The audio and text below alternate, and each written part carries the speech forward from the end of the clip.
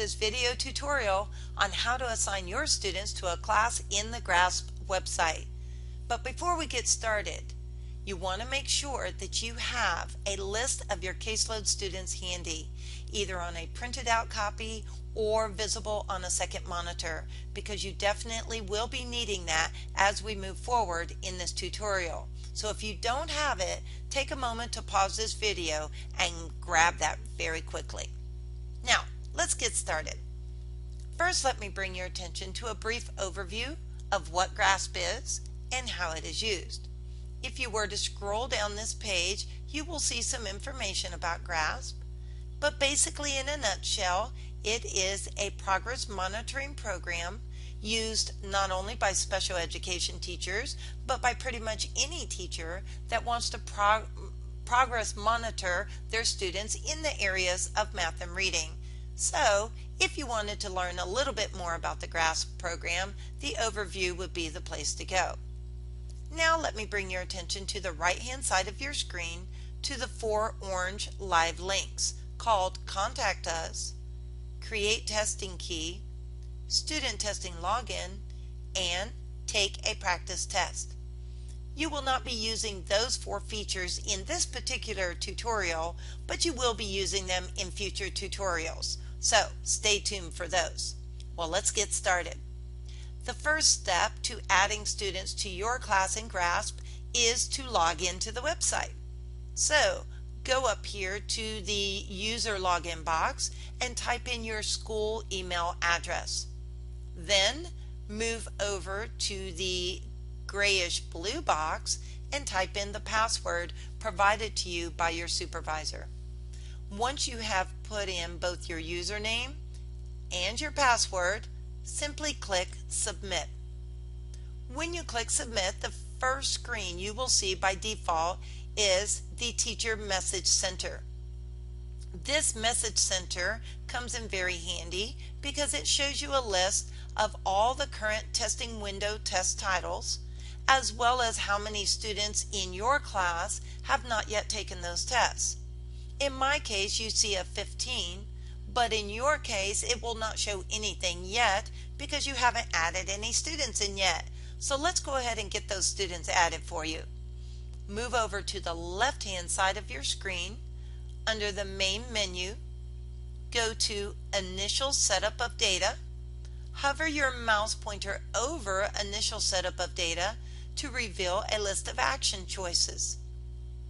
Go to the very last one on the bottom of the list called Assign Students to Classes. You will not need the ones above it because your administrators take care of those items.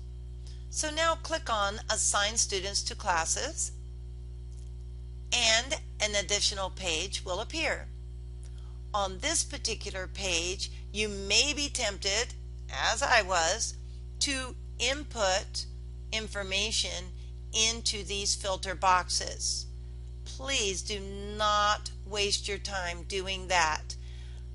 I am all about doing things in as short a way as possible while still being effective. Remember, work smarter, not harder. So don't bother filling in these filter boxes. It truly is not necessary. Likewise, it is not necessary to put anything in this box. Mine just happens to be there already because I have already made my class. All you have to do is scroll down the page a bit and you will see a blue link called View Class Roster.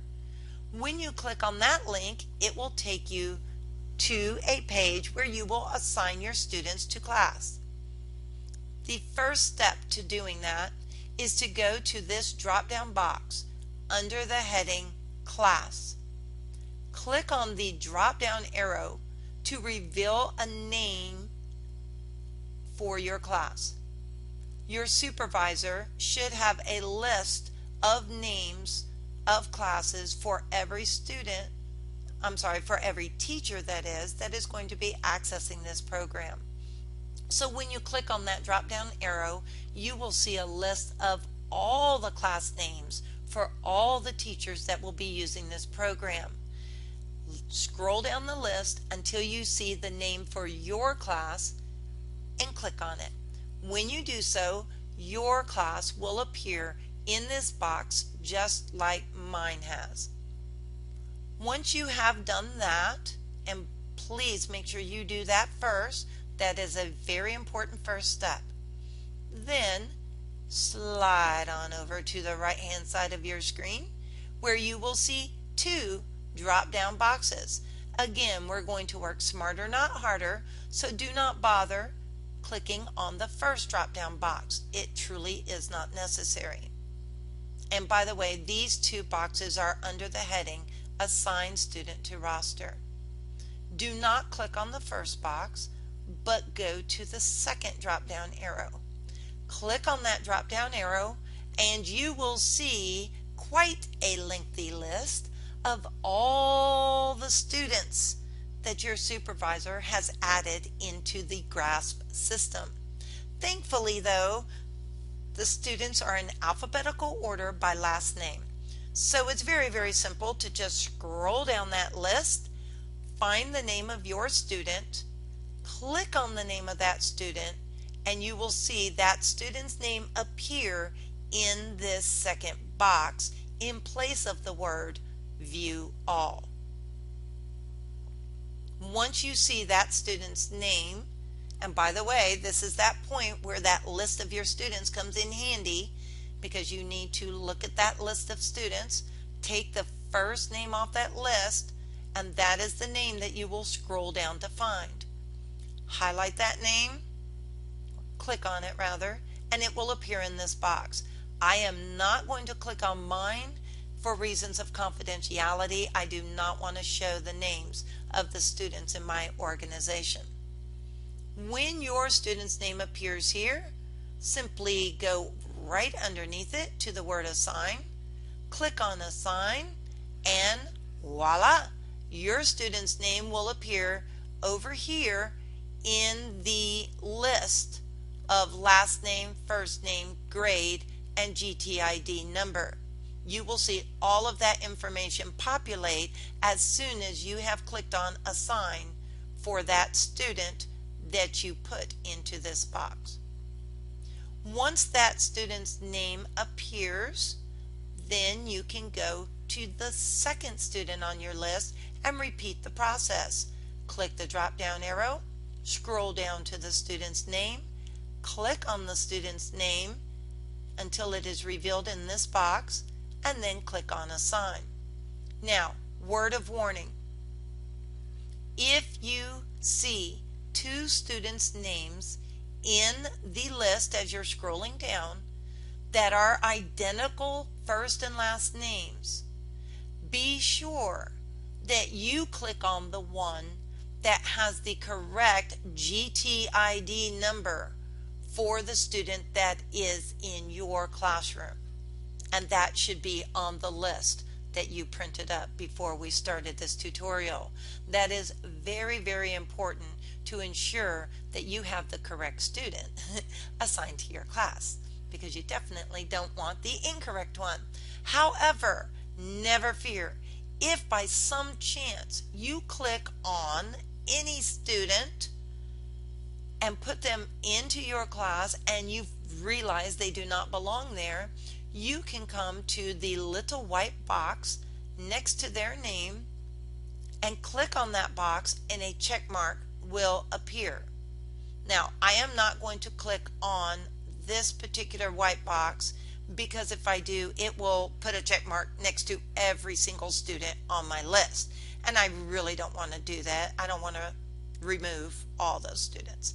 So without scrolling down and revealing the names of my students, I am going to put a check mark in the little white box next to the specific student that I would like to delete. Although you can't see where I put the check mark because I don't want to scroll down and reveal the names of my students, but trust me, I just placed a check mark in a little white box that looks just like that next to my student's name.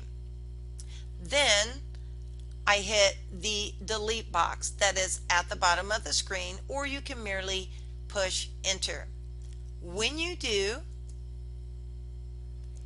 a page will come up that says, please confirm the deletion of one student, and it says one student's. I guess that is to compensate for multiple students if you were deleting multiple, and you will either say yes or no. In my case, I'm going to say no because I don't want to delete this particular student. If you were to click yes, and then you realized, oh no, I wasn't supposed to delete that student, what am I going to do? Never fear, because their name will still be here in this view all drop down list. You can always go back to this drop down list, scroll down, find their name, click on their name, hit assign, and boom, they will be back in your list of students. You will see all of the names of the students that you have added, plus you will see a number indicating how many students you have added.